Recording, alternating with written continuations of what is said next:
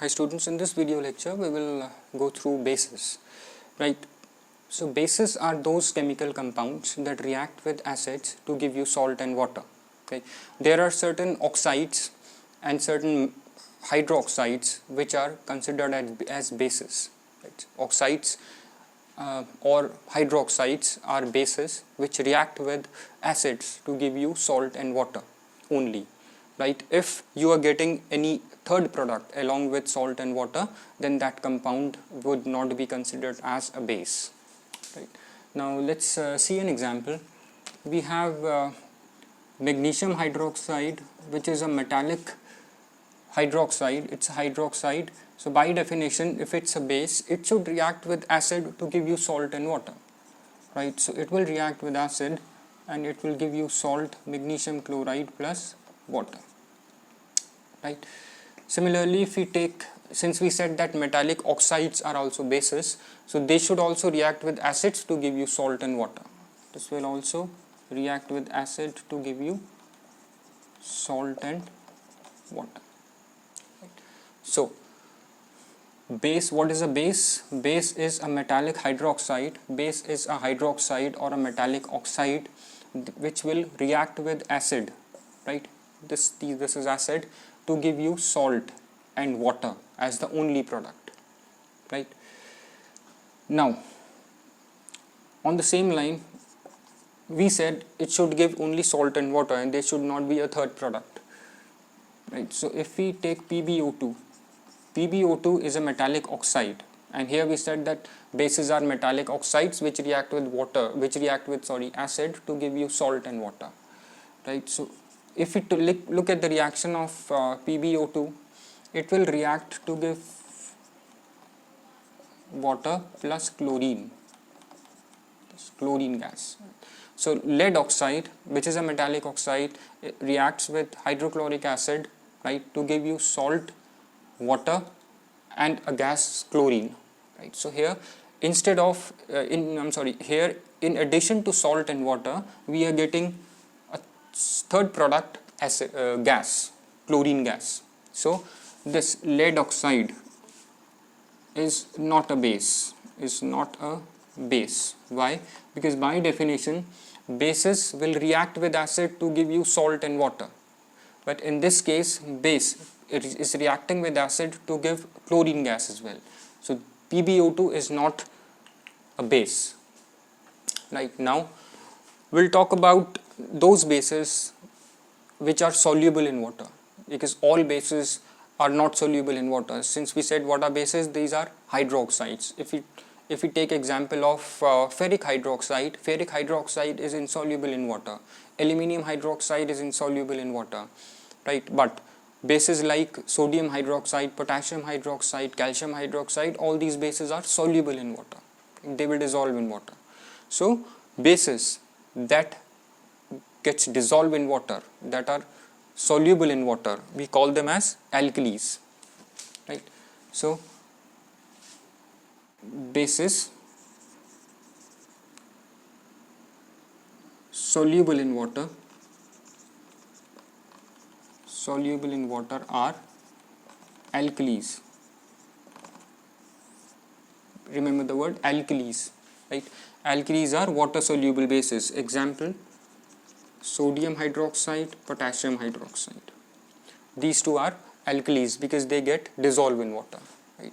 And if we talk about ferric hydroxide, this is not a alkali. Ferric hydroxide is not an alkali because it does not dissolve in water. Right? But all these three are bases. Right?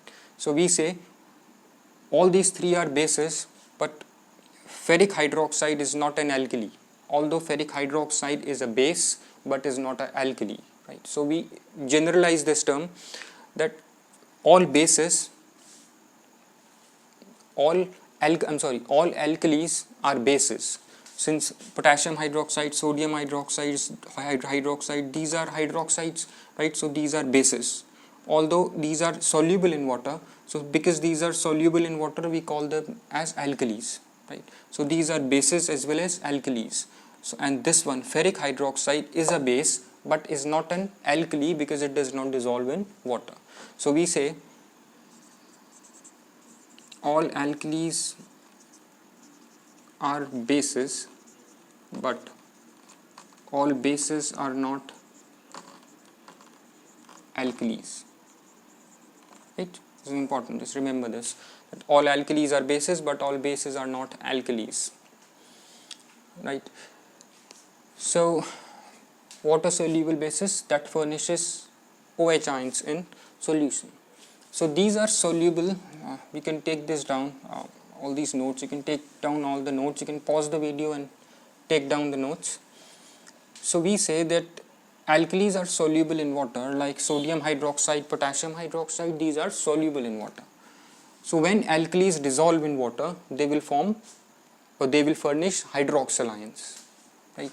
Like sodium hydroxide, when added to water, it will dissolve to give you sodium ions plus hydroxyl ions, right? So bases or alkalis, when dissolved in water, they will furnish hydroxyl ions, right? And so bases will react with water. Bases will react with acids, we know, to give salt and water. For example, HCl. HCl will contain hydrogen ion and chloride ions. Right? So base have hydroxyl ion, acid has hydrogen ion. Right? So both these hydrogen and hydroxyl ion will react to give you water. Right? And sodium and chloride ion will react to give you sodium chloride. This is how you get salt and water, when base will react with acid, right? And let's look at the classification of bases, right? On the basis of strength, since we said that potassium hydroxide, like sodium hydroxide, these are strong bases, right? And if we take example of ferric ammonium hydroxide, right? Ammonium hydroxide we know is a weak base.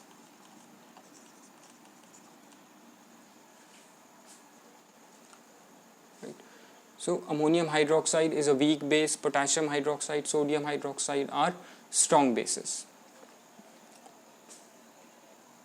Right? So this is one way to classify bases. Right? These are strong bases. So bases can be classified as strong bases or strong and weak alkalis. Right? These are strong alkalis. Why these are considered as strong alkalis? Because when sodium hydroxide or potassium hydroxide, when they are dissolved in water, they will dissociate, or they dissociate in water solution to give you maximum concentration of hydroxyl ions. Right? So these will give you maximum concentration of hydroxyl ions, right? And ammonium hydroxide is a weak base and it ionizes in water solution feebly, right? It will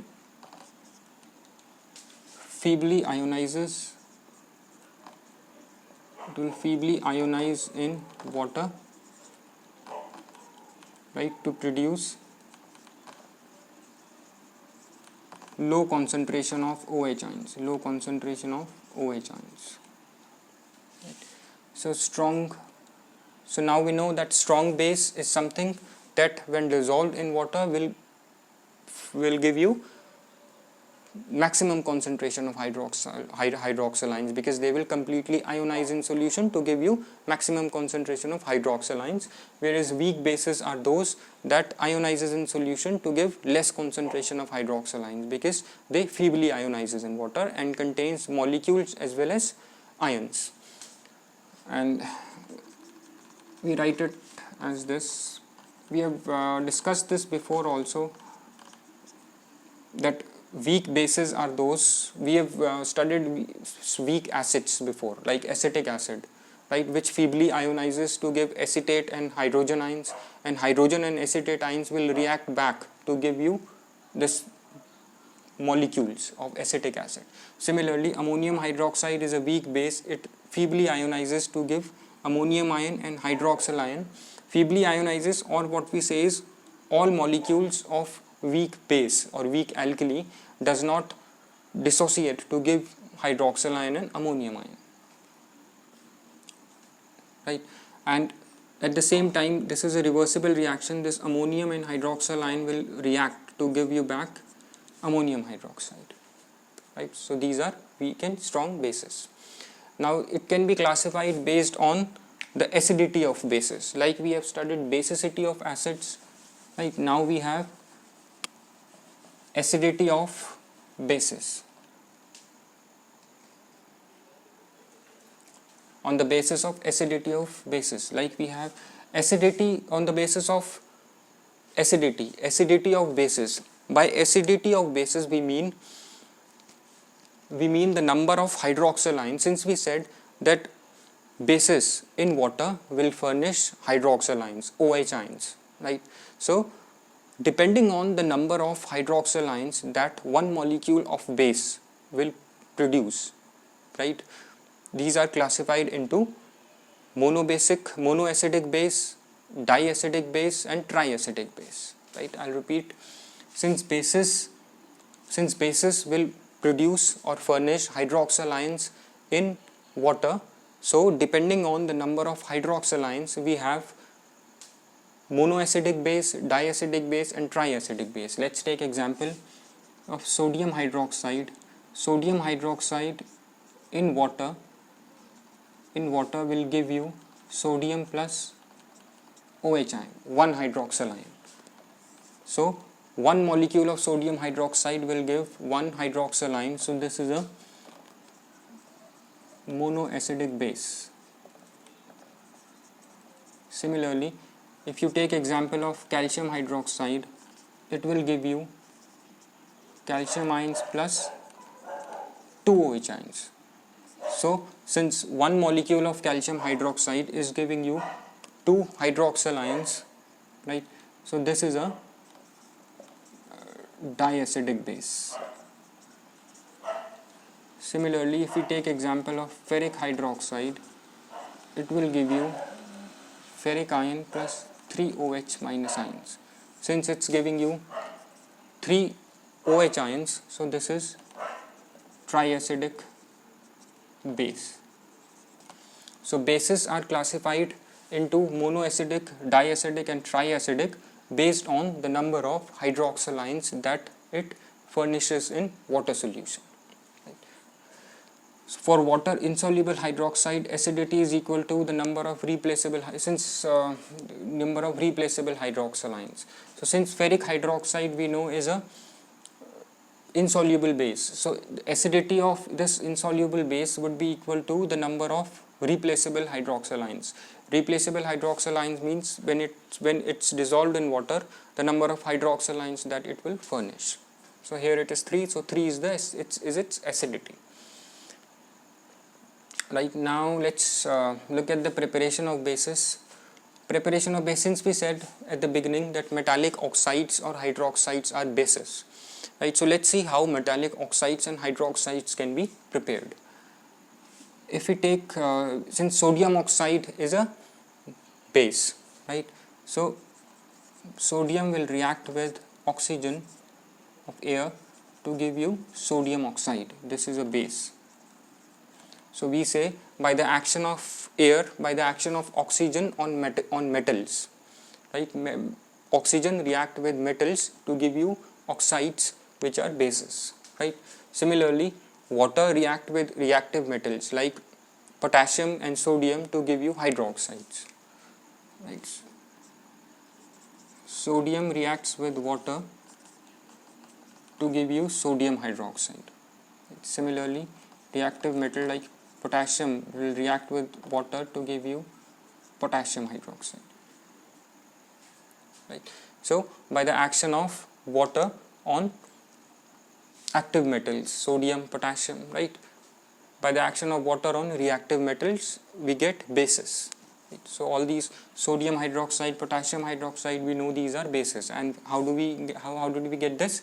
By the action of water on metals, on active metals. These are more reactive metals. So these reacts with water to give you bases, right? And water plus, third is water plus metallic oxide. Now if we take any metallic oxides like sodium oxide will react with water to give you sodium hydroxide, right? Similarly, calcium oxide will also react with water, giving you calcium hydroxide, and these are calcium hydroxide. These are bases, right? So by the action of oxides, by the action of water on metallic oxides, you get bases. Water plus metallic oxides give you base, right? Sodium, potassium, calcium. Here, sodium, potassium, calcium oxides will react with water to give you bases, hydroxides. The other is double decomposition reactions, right? By double decomposition, so whereas a salt solution will react with sodium hydroxide, right, to give you a base, right, an insoluble base you will get in this case. By double decomposition is like by double decomposition of salt solution, right, with a base. Ferric chloride will react with sodium hydroxide, NaOH. Ferric chloride react with NaOH to give you ferric hydroxide plus sodium chloride. This is a double decomposition reaction, whereas it reacts like this, right? So ferric chloride react with it to give you ferric hydroxide, right? Similarly, if you add sodium hydroxide to copper sulfate solution, CuSO4, it will form copper hydroxide plus Na2SO4, right? So here these are double decomposition reaction whereas a salt solution, ferric chloride solution or copper sulfate solution is reacting with base to give you another base, ferric hydroxide and salt, right? Then we have metal sulfides plus oxygen give you metallic oxides, which are bases, right? Zinc sulfide is a metallic sulfide. It will react with oxygen to give you zinc oxide plus SO2, right? So sulfides react with oxygen to give you oxides, and these are bases, metallic oxide. Similarly, decomposition of salts, we know that heating of carbonates and nitrates will give you oxides, and those oxides we know are bases. Like if you take calcium carbonate, on heating it will give you calcium oxide plus a carbon dioxide would get released, right? So this is on heating gives you metallic oxide, which is a base. Similarly, if you take calcium nitrate, it forms calcium oxide plus NO2 plus oxygen. So this is a base. So carbonates and nitrates decompose to give you metallic oxides, which are bases, right? And there is one reaction dissolving. We know that ammonia gas is highly soluble in water, right? Ammonia gas is highly soluble in water. So when ammonia dissolves in water, it will form a base, ammonium hydroxide, right? Ammonia is highly soluble in water. In water, it will form NH4OH, which is a weak base or a weak alkali, we know. Ammonia will react with water to give you ammonium hydroxide, which is a weak base. And physical properties, if you in the bathrooms, the soaps that we have that are made up of bases, sodium hydroxide, potassium hydroxide, right? So bases are slippery to touch. If you touch those bases, we know that we feel slippery, right? Why? What is the reason that it feels slippery? Because we know that bases will react with the oils that are on our skin, right, to form that slippery substance, right?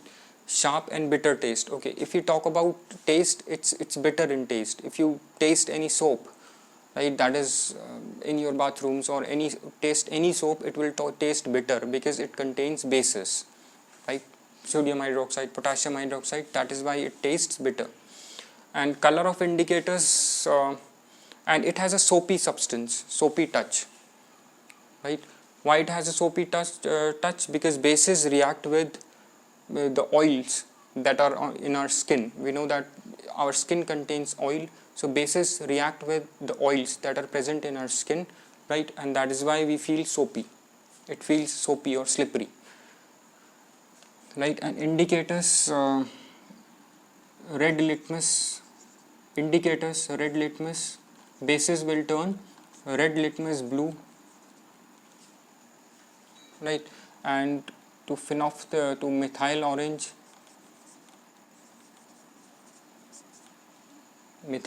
will turn pink.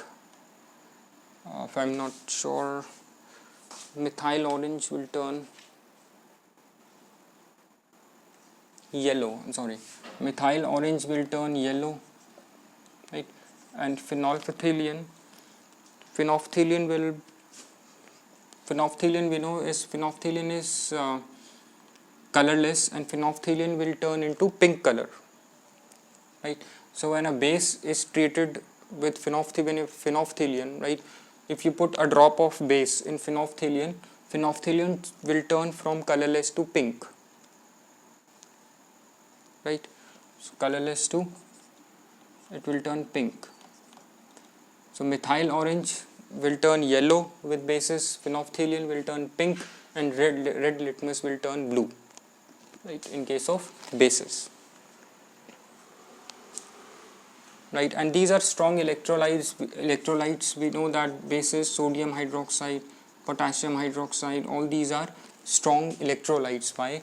Because we know that electrolytes are those substances which when dissolved in water will conduct electricity. And why? How will they conduct electricity? Due to the presence of ions, right? And we know that sodium hydroxide when dissolved in water will produce sodium ions and hydroxyl ions, right? And this is a strong electrolyte because in water it will produce these free ions. So it is due to the presence of these free ions that sodium hydroxide will act as a strong electrolytes. That is why they are strong electrolytes, because in water solution they will produce good number of ions. This sodium hydroxide is a strong base, we know, and it in water solution it completely dissociates to give you sodium and hydroxyl ions, and it is due to these free mobile ions